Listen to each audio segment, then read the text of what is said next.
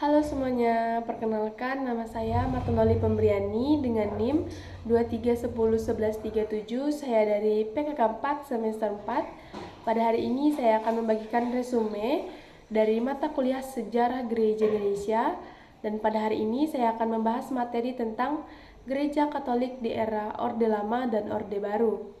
Nah, Gereja Katolik mengalami dinamika yang kompleks selama masa Orde Lama dan Orde Baru. Orde Lama itu terjadi pada tahun 1945 sampai 1966. Sedangkan Orde Baru pada tahun 1966 sampai 1998. Kedua era ini memberikan tantangan dan peluang berbeda bagi perkembangan iman, relasi gereja dan negara, serta peran sosial politik untuk umat Katolik. Maka dari itu kita akan membahas materi ini secara satu persatu.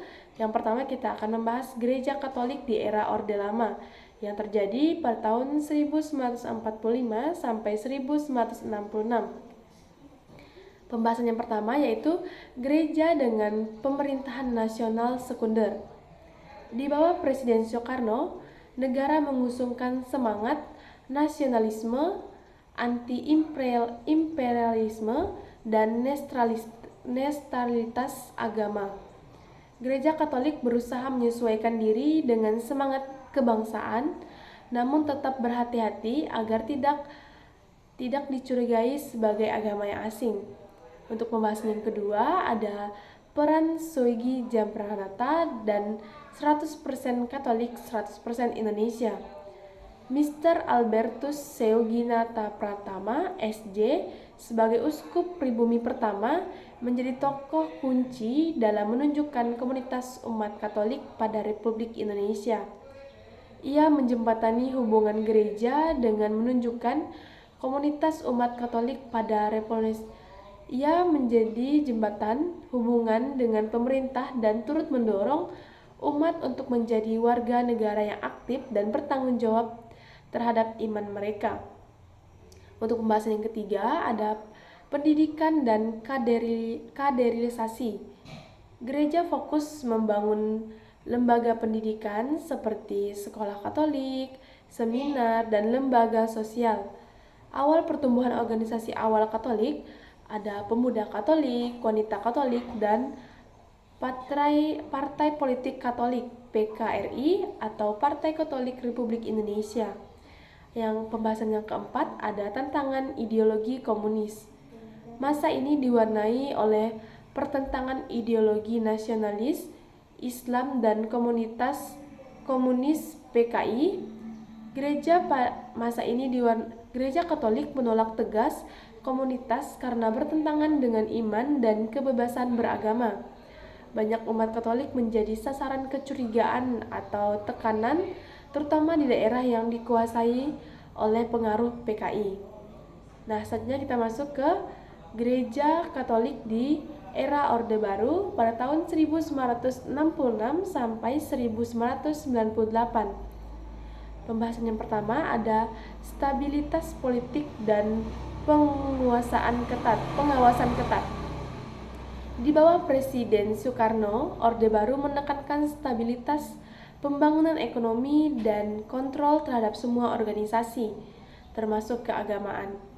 Gereja diharapkan tidak terlalu vokal terhadap urusan politik dan lebih berperan di bidang sosial dan moral.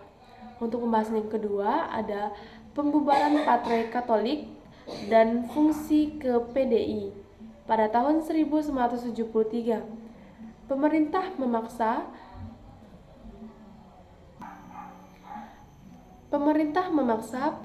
penyederhanaan Partai Katolik dilemburkan ke dalam Partai Demokrasi Indonesia atau PDI.